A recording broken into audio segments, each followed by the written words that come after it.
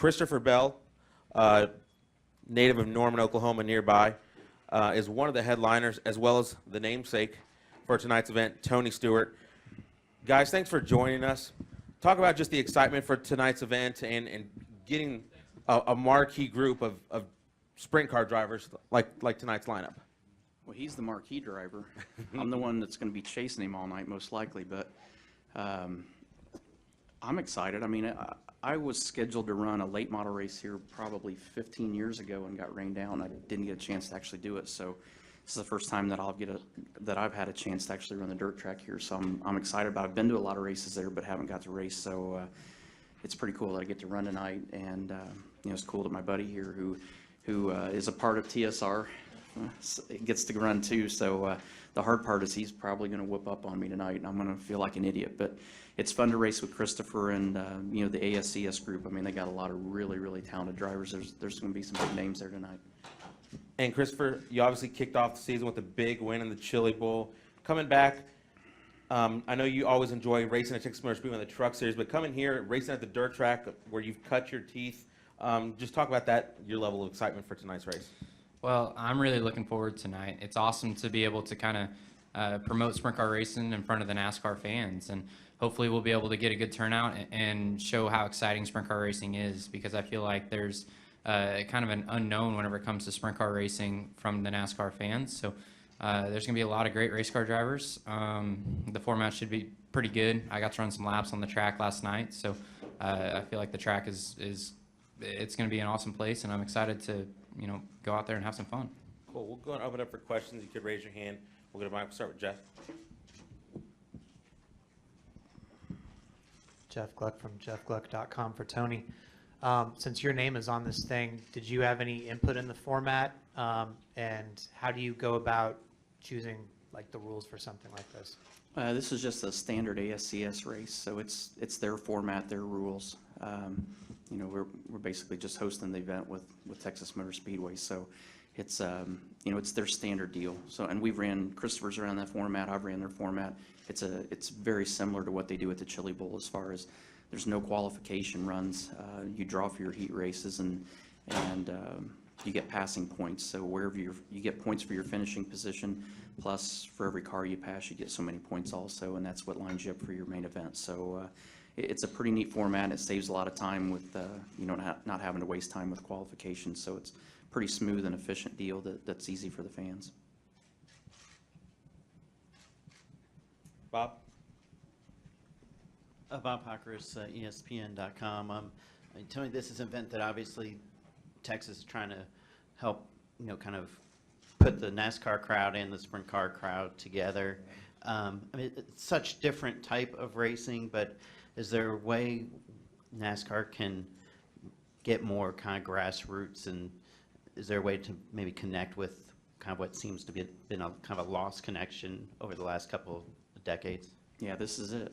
I mean, it was cool because I got a chance to come to the Fandango event last night, and just before the end of it is when practice started over here, and it literally, when they got on the gas the first time, it stopped the show. There was like 10 seconds of dead air, and we're listening to the cars running, and everybody's eyes were big. It didn't sound like Cup cars or Xfinity cars or trucks going around there. I mean, it's a unique sound that a sprint car has. So when you have 5,000 people that were here last night, and everybody kind of stopped, and then we asked how many people were actually going over there tonight. It was over half the people that were there last night are planning on going tonight, so that was pretty cool. And I think places like this and Charlotte that have a dirt track across the street there, it's the perfect way to kind of bridge that gap. And it's how I got here, it's how Christopher got here, Yaley, Leffler, Jeff Gordon, there's another handful of guys that I'm missing off the top of my head that have run cars like that are the reason that winning over there is what got us over here. So to be able to show those fans who they are and who the potential future stars are, it's a pretty cool deal. And they got a great facility over there. I mean, you're not going to just an average racetrack when you go next door here. In the back, Drew. Tony, Drew Davison with the Forward Star Telegram. Can you just talk about your history with Texas and Eddie Gossage and kind of how you guys have worked together, and this is just kind of a continuation of that? Yeah, I mean, we've always got along really well. I mean, we've you know, he's a really good friend to me, and he's a guy that, you know, since I've been in the racetrack business now, I mean, he's a guy that when I have a really hard question, he's the guy I call and trust the most. So, you know, I know that him and Kenton Nelson, who's a big component of dirt track racing here in Texas too, really wanted to find a way to try to revive getting some racing back at the dirt track, and we thought this was the perfect way to do it. And just to follow up to that, did you know you were going into the Bobblehead Hall of Fame, and where does that honor rank? Not very high, not very high on my list. So, yeah, and the NASCAR Hall of Fame now has my overly large head in it, so it's in a good spot that's not in my house. So, Down the front, Jerry. Jerry Jordan over here to the right, Kicking the Tires and Performance Racing Network. Right here. Anyway, they hadn't done Fandango in a while, but you know, last night you were there. Can you tell us some of the highlights of that? What were some of the coolest, funny Tony Stewart moments last night? I think all of it was funny. I mean, you know, we had Joey Logano, Brad Keselowski, and then we had Clint Boyer, Kevin Harvick, and myself, and Kyle Petty was MC. So it's going to be funny with Kyle Petty emceeing it. When Gossage gets up there, it's going to be funny. You get Boyer up there, it's going to be out of control. And then Harvick and I are just the ones that just keep egging Clint on and, you know, making him get in trouble. So, and Joey was pretty funny last night too. So we had fun. The whole group of us had a really good time. And I think we realized it was going overboard when Gossage brought out the office chairs with the fire extinguishers hooked to them, and we were having fire extinguisher office chair races. So that was a real bad idea. They banned the media, so we didn't. They banned the media from that? Really? Maybe somebody's not getting it. Maybe talking. I've been trying to ban you guys from events for a long time and never figuring out how to do it, so I guess I'll have to call Gossage and figure out how it happened. In the center, Lee. Hey, SpencerMotorsport.com. Can you talk about your first win at Bubba Raceway Park, first win of the season, and is that just a testament to how tough that field is right now?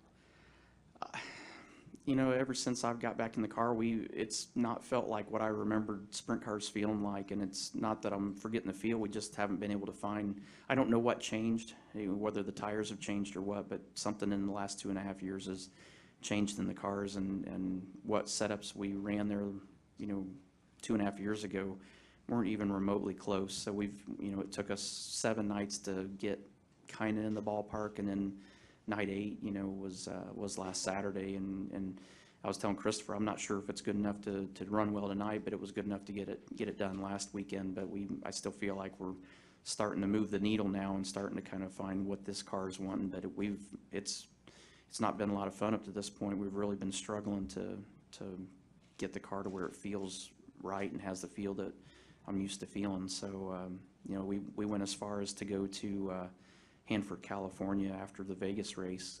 Donnie Schatz and that team went out and tested out there. And so I got in the car and ran a couple laps just to make sure that, you know, see if there was something different with the cars. And it was like there was a big difference there, and realized that what I was thinking the field's supposed to be like is still correct. It was just a matter of finding out what we had to do with the car to get it that way. So, you know, Friday we got a little bit better, but Saturday we got it quite a bit better. I just don't know if we're exactly where we need to be yet, so we'll keep working on it. And you mentioned Boyer, you were on his pit box, or at least talking to him on the radio last weekend, I guess, in Martinsville, and having spent a year with Bugga yourself, Bugga isn't afraid to tell Clint to shut up and drive, and, you know, was that one of the reasons that you knew that would be a good combination for those two? Well, Clint's we're a lot alike, except for his attention span's fractional compared to mine. And you guys all know that. I mean, that's no secret. I mean, he would already been gone and out of the media center by now because he can't stay in one place for that long. But, you know, Bugga's the right guy for him. I mean, he knows how to, and I told him, I said, when he worked with me, I said, you know, if I start getting overboard on emotion, I said, just let me vent and then tell me to get focused again and drive the car. And that's what he's kind of doing with Clint too, and it seems to work for him as well. So, you know, I think Bugga's really shown a lot of maturity for a guy that's in his sophomore year as a crew chief this early, and having, you know, he's had, what, 4 drivers now in a year and, you know, a handful of races already. So, you know, I think he's doing a really good job with him. Senator Chris. ChrisKnightCatchfence.com. Tony, staying on the dirt topic, I was just curious how things are going at Eldora Speedway for the trucks this summer, if things were looking good ticket-wise and sponsorship-wise for the race. The most exciting thing is my brand new well, not brand new, it's new to us. My new used grader got there yesterday, and so I'm really excited. I got a big new shiny toy to get on when I get over there. So it's similar to what we were running at Eldora. So Roger Slack, that's the great thing about having Roger running Eldora. I don't really have to worry about much of anything. I mean, he's got it all under control, and like I said, that gives me the ability to get excited about new graders, and we got a new video board that's come in that's much larger than the one we had before. It's not quite Big Hoss big, but it's Big Hoss when it comes to short tracks. So it's a good sized video board, and so just the same thing that Roger always does. He always finds ways to make it bigger and better each year and make improvements. So we're excited about it. How do you think stage racing will play into that truck racing? Well, it's kind of been what we've been doing there from day one. I mean, it's worked just fine, and especially with the unique pit stops there. I mean, having the lead lap trucks come in and where you started, where you were when you came in the pits is where you're going to line up when you go back out. So you don't have to worry about fast or slow pit stops, and hurting guys on pit road. It's kind of nice that the guy that earned his spot on the racetrack gets to keep it when they do their pit stop. So I think that's worked really good, the way it's been, and maybe one of the things of why it's ended up in the Cup and Xfinity Series now too. Lee, you had a follow-up?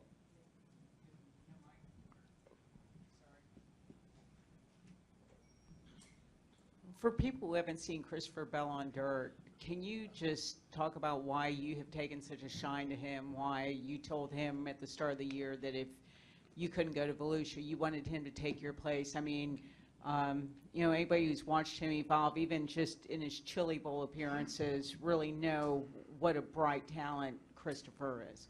Yeah, I'm surprised you guys haven't been talking to him because the kid's awesome. I mean, that's why we want him in our race car. He's, you look at him, he's cute, he's got nice hair, and the kid can flat out wheel a race car. I mean, that's the best part about him. And he's fun to work with. I like being around him. He has fun, and even on a night when it doesn't go perfect, he's still smiling and he's still excited about the fact that he got to go run for you. So that it means a lot to us to have a guy like him. And if you went to Chili Bowl and watched him, you know why he's such a great talent. When you got 370 of the best dirt track drivers in the country there, and he didn't win, just barely win it. He won it big. I mean, and those kind of wins are what really define you as a driver. And when you watch that, you realize why he's special. Over here to the left, Scott. Tony, back to track ownership. With the passing of Lenny Watkins out at Devil's Bowl, would you be interested in owning another track? No. I got all the headaches I need right now, so I have just enough people to balance the headaches that I have. So the hard part is, and it's kind of the funny thing that we go through every year. I mean, for the last probably 5 years, it doesn't matter where we're at in the country, somebody comes up and says, yeah, the rumor is you're buying our local dirt track. And I don't know where the rumor starts everywhere, but according to everybody that says I'm rumored to buy a racetrack, I own about 120 tracks right now across the country. But it's, people don't realize, I mean, it takes a lot to run any dirt track anywhere in the country. It takes a lot of work and a lot of resources and people to do it. So, for somebody like me, I have to have somebody like Roger Slack that I know has been in the business for a long time and can single-handedly do it on his own without me being there. I'm the one that shows up and I disrupt the system and do what I want to do, but you have to have somebody like him that can do it. So to have different racetracks, we have 3 of them now. We've got one in Kentucky, one in Illinois, and one in Ohio. So it's a lot to manage what we've got already. Cool. I want to let Christopher have the last word. 'Cause He should have been talking the whole time. I'm telling you, he's going to be the most talented guy across the street tonight that's going to be there. Christopher, if you could talk about what it means to race in an event like this with Tony's name on it and knowing what he's done in motorsports and dirt track racing. Well, I guess the biggest thing is it's going to be awesome to be able to finally tie the connection between sprint car races and NASCAR races, because I don't know how many times you show up and it's kind of sprint car racing is relatively unknown to the NASCAR fans. So I've been kind of wondering ever since I was a kid coming down here, and you drive down 35 going down to the local dirt tracks where I ran micro sprints, and you'd see the big track and then you'd see the dirt track. And for a while there, I feel like sprint car racing was absent at the dirt track. So it's awesome to be able to bring sprint cars here on NASCAR weekend. Hopefully we get a great turnout. It's looking like it's going to be. So I'm just excited to tie the bridge there and let NASCAR fans get a taste of what sprint car racing really is. One last question, I guess, for you, how important is it to have sprint car racing, continuous sprint car race, even though you have your truck? I know some maybe drivers are maybe a little more limited, but how important it is for you in your development?